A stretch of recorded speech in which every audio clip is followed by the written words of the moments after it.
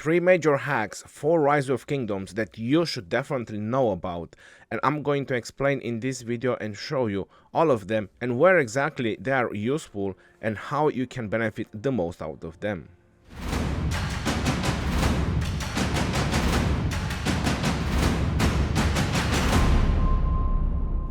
Hello everyone and welcome back to another Rise of Kingdom video. I'm Legend Ronnie and today we're gonna go through a couple of tips and tricks, hacks, and I'm gonna explain you how are these very useful and how will this going to help you out in Rise of Kingdoms. Now the first one that I'm gonna go through is selecting your marches. Well, if you haven't noticed, every time you selected your marches, either from the game, like you're just double clicking on any of the marches, or you're going from the right up and you're just double clicking on one of the marches and you drag and drop them somewhere, you can even see the green lines that there is always a march that goes ahead. Now if that is something that you didn't know about, it is always the march that you selected, so the march that you double clicked. So in this situation I double clicked on Lohar. Now how is this going to help you throughout the war? Well, knowing the march that it's always going to be in the front. For example, you're probably marching towards a murder ball and you will know exactly which is going to be your march that will always be in the front. That way you can position. So for example, you maybe have a tanky march. Let's take Diao Chan for example. You want to make sure that Diao Chan, your tanky march, well obviously she's a barb commander, you're not going to use her for field fighting. You want her to be in the front. Well, all you have to do is just make sure that you double tap on that march, and when you drag and drop onto your murder ball, that march is always going to go ahead. And that also going to help you to know when you're swarming a target, that will be the march that will hit first. How is that going to be beneficial? Well, we all know that when you're swarming a march, your marches go around. So by knowing which march is always going to be in the front, or which is the march that you already selected, you will know that the march that will hit first, that target, is going to be that one, the march that is always closest to the target.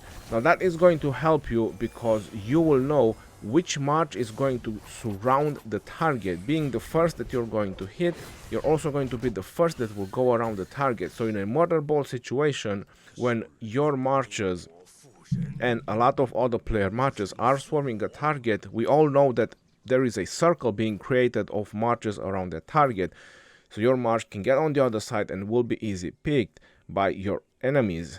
So in order to avoid such a things, my recommendation is that you make a habit, and this really needs to become a habit, of selecting the slowest march that you have. So knowing your 5 marches that you use for your field, 6, 7 marches, you always want to make sure that this list is going to be on that march. So whenever you're double tapping on the slowest march that you have, making sure that that march will always be positioned in the front, and if they target him, it's going to be your tankiest march that you have, so you're never going to be worried about. Or at least if that is the tankiest march that you have, is going to go around and surround the target, it's also going to be the one that it targeted, and you're not going to be worried about because it is the tankiest march that you have. There is another theory when marches are surrounding a target, and the second theory is the march speed. As I have noticed plenty of times, my field battle marches consist of Saladin and William. Saladin and William having a lot of march speed. If you check Saladin, it has 5% march speed, and William has another 15% march speed. They tend to always go around the target and always be on the other side. So this is the second theory about marches that are surrounding the target. The marches with the highest mobility, the highest march speed, they just tend to go on the other side when there is too many people surrounding the same target. But this can also help you because usually the first march that reach there and then the second one that reach is just making room for more marches. Going on to the second hack, you probably heard about it or you probably know about it, is passing through the city. But probably a lot of you don't know, probably a lot of you don't use it, and on PC I do have to say this is very easy to use. So for example, you position your marches next to the city, you double tap them, and then you drag and drop on the other side of the city. But the problem is where you drag and drop, because you cannot drag and drop very far because the marches will go around the city. you need to drag and drop at the edge of the city. Now, the closer you do that, the better it is. As I was mentioning, this is easier to do on the PC version of the game, because this is the Rock app, the official Rock app for PC. It is very easy to do this with a mouse, and obviously on the phone is a little bit different. Now, how is that beneficial for you for trying to just pass through the city instead of going around the city? Well, maybe for example, you're trying to get away from some enemies. They are chasing you down and you really want to get away. This can help you save time, because if your marchers are somewhere further and you're just trying to go as fast as possible to a target, this is exactly what is happening.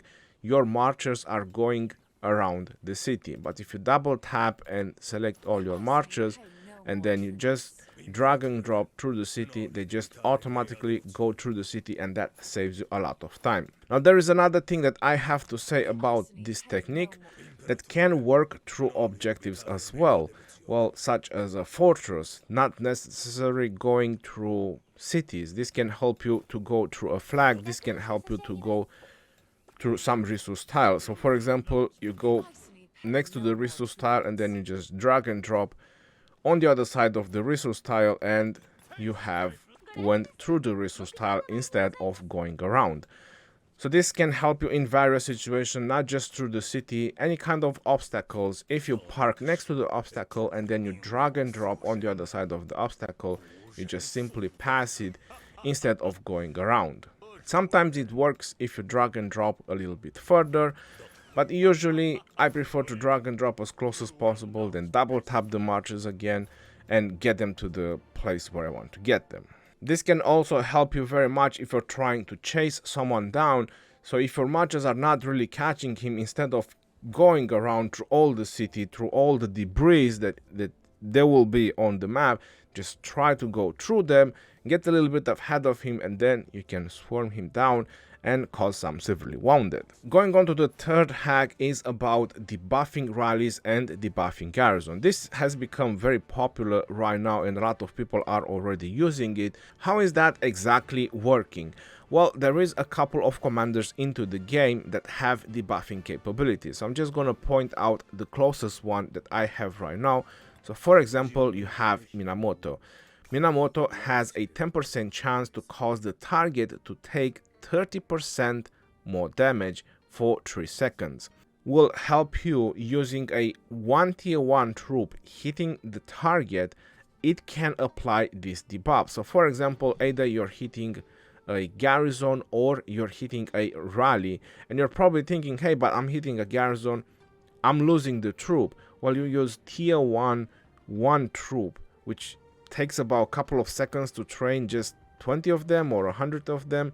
I haven't really tested, but I know 2000 tier 1, it's about 4-5 hours. So how many times you can spam 2000 troops? Well, you got the idea that it doesn't value anything for just doing it and actually making the opponent or making your rally, depending on the situation, either you want to debuff the garrison or the rally to take more damage. Another commander that can be used for that situation is Alexander the Great with his second skill.